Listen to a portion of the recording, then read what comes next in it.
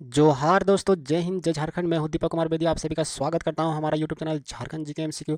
आज हम लोग सामान्य विज्ञान का कुछ महत्वपूर्ण प्रश्न लेकर के आए हैं जो कि एग्जाम के दृष्टिकोण से बहुत ही इंपॉर्टेंट है। तो आपके झारखंड सचिवालय में आपके 20 प्रश्न सामान्य विज्ञान से रहेंगे, तो उसी तरह से संबंधित प्रश्न आपके लिए लेकर के आए हैं। तो चलिए शुरुआत करते हैं पहले प्रश्न से।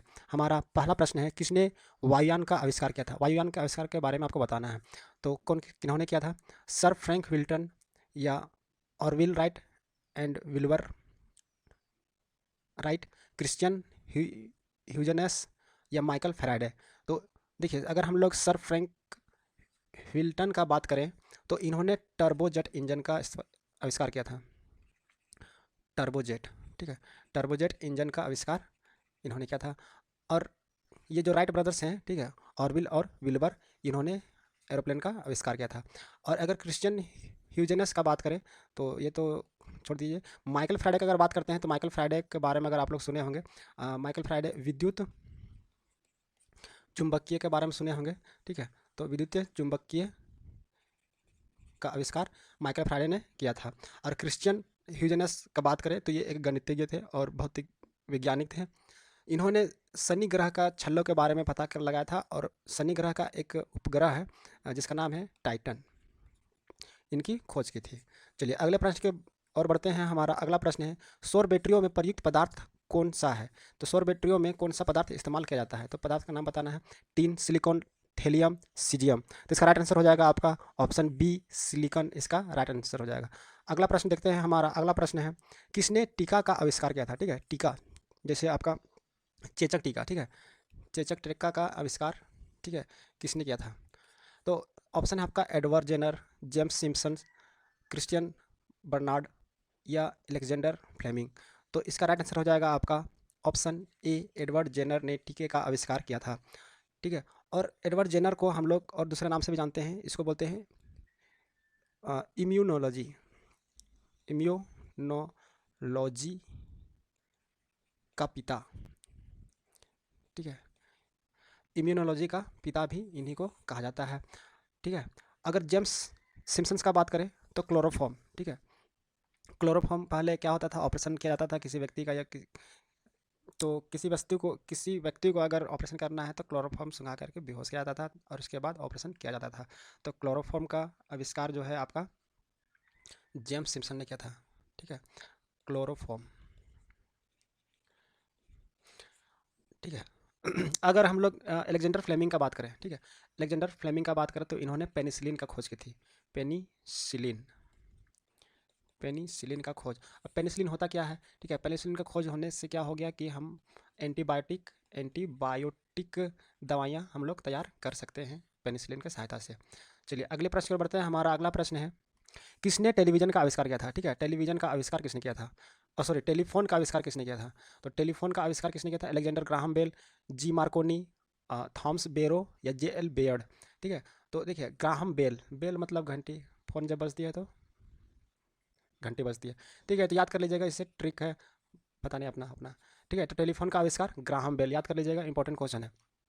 अगर मार्कोनी का बात करें तो मार्कोनी जो है आपका वायरलेस टेलीग्राफी का खोज किया था, ठीक है, वायरलेस टेलीग्राफी, टेलीग्राफी की खोज, ठीक है।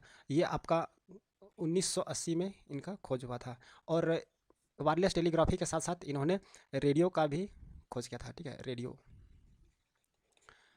चलिए अगर जे एल बियड का बात करें, ठीक है, जे एल बियड का बात करें तो इन्होंने रंगीन टेलीविज़न का आविष्कार किया था, रंगीन टेलीविज़न, ठीक है।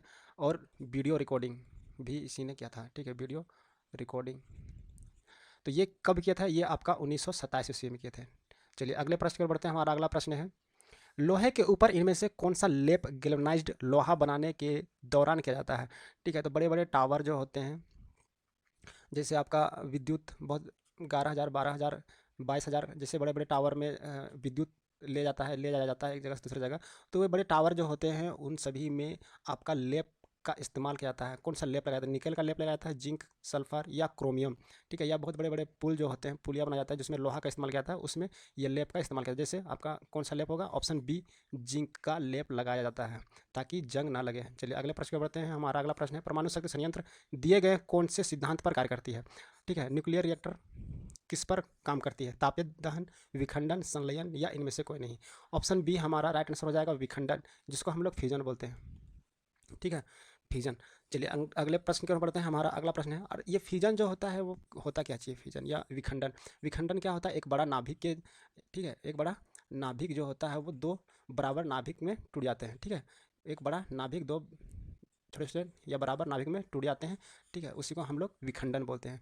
चलिए अगले प्रश्न की ओर बढ़ते हैं। हमारा अगला प्रश्न है, इनमें से किसने पहला स्वचालित वाहन तैयार किया था? स्वचालित, ठीक है, अपने से चलने वाला वाहन, ड्राइवरलेस। तो इसका क्या हो जाएगा?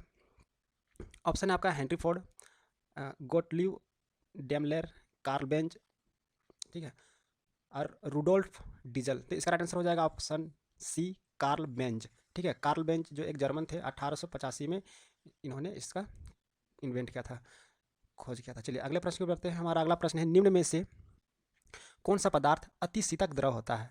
तो अति शीतक द्रव के बारे में बताना, जैसे अमोनिया, ऑप्शन है अमोनिया, आइसक्रीम या लकड़ी या कांच। इसका राइट आंसर हो जाएगा आपका ऑप्शन डी, कांच। इसका राइट आंसर हो जाएगा, अति शीतक द्रव जो होता है आपका कांच होता है।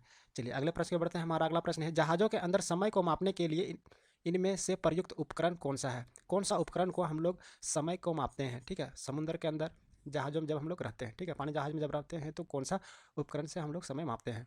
ऑप्शन है क्रोनोमीटर, बोलोमीटर, ग्लेवनोमीटर या सोनोमीटर। तो इसका राइट आंसर क्या हो जाएगा आपका ऑप्शन ए, क्रोनोमीटर का हम लोग इस्तेमाल करते हैं। जब हम लोग पानी जहाज या नौकायान करते हैं तो क्रोनोमीटर का उपयोग करते हैं। अगर बोलोमीटर का बात करें तो इसको हम लोग हिंदी में तेजमापी भी बोलते हैं, तेजमापी, मापी,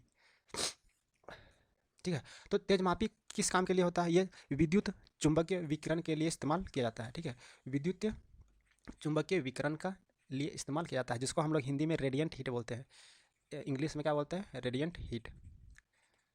अगर गैल्वेनोमीटर का बात करें तो गैल्वेनोमीटर क्या होता है? विद्युत धारा को मापने के लिए इस्तेमाल किया जाने वाला, ठीक है, विद्युत धारा को हम लोग गैल्वेनोमीटर से मापते हैं।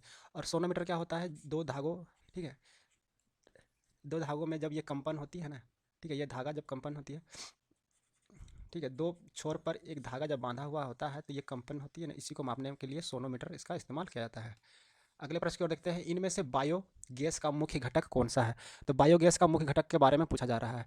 तो देखिए, बायोगैस का मुख्य घटक हो या गोबर गैस हो, तो गोबर गैस में कौन सा गैस पाया जाता है या बायोगैस का मुख्य घटक कौन सा है? तो दोनों का एक ही आंसर हो जाएगा आपका, इसका आंसर डी, मीथेन इसका राइट आंसर होगा, ठीक है। चलिए अगले प्रश्न की ओर देखते हैं। हमारा अगला प्रश्न है, कच्चे फलों को कृत्रिम रूप से पकाने के लिए इनमें से प्रयोग में लाई जाने वाली गैस को क्या कहा जाता है?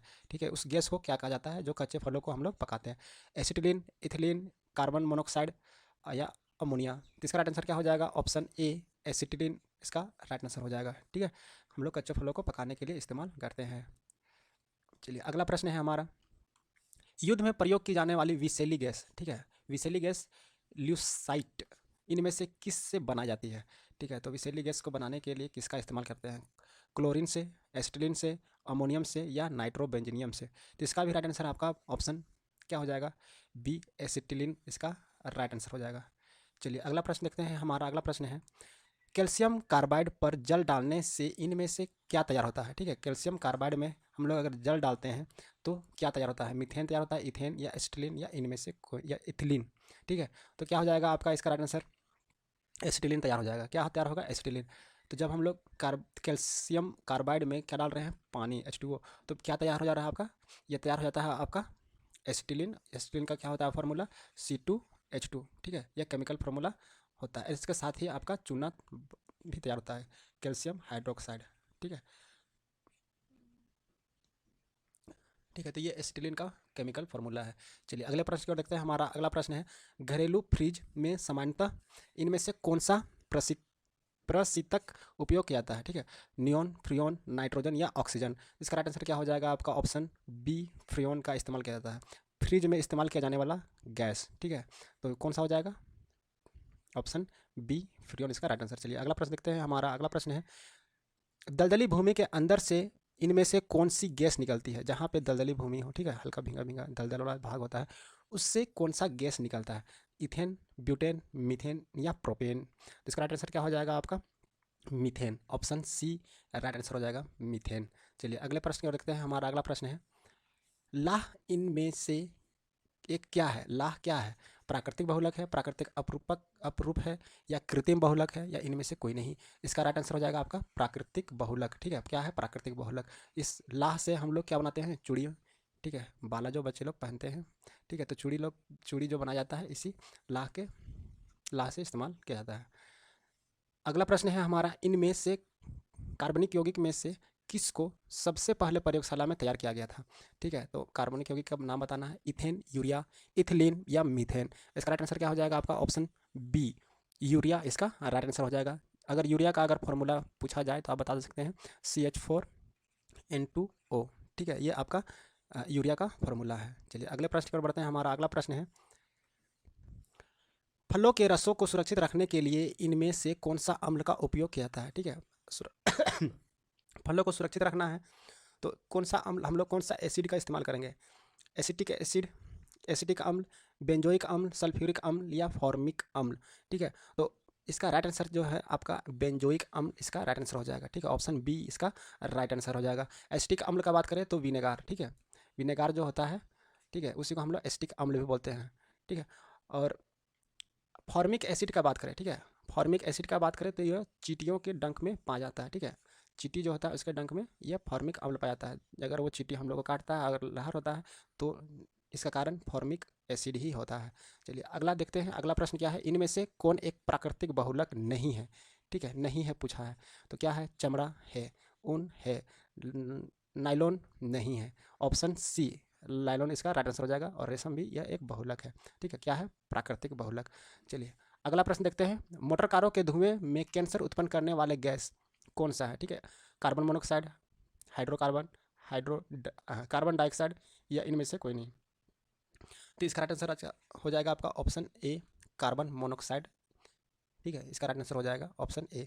ठीक है, तो आशा करता हूँ आपको यह 20 प्रश्न आपको अच्छे लगे होंगे, और अच्छे लगा हो तो वीडियो को लाइक करें, दोस्तों को शेयर करें, और वीडियो के अंत तक बन रहने के लिए आप सभी का बहुत बहुत धन्यवाद। आपका समय शुभ हो।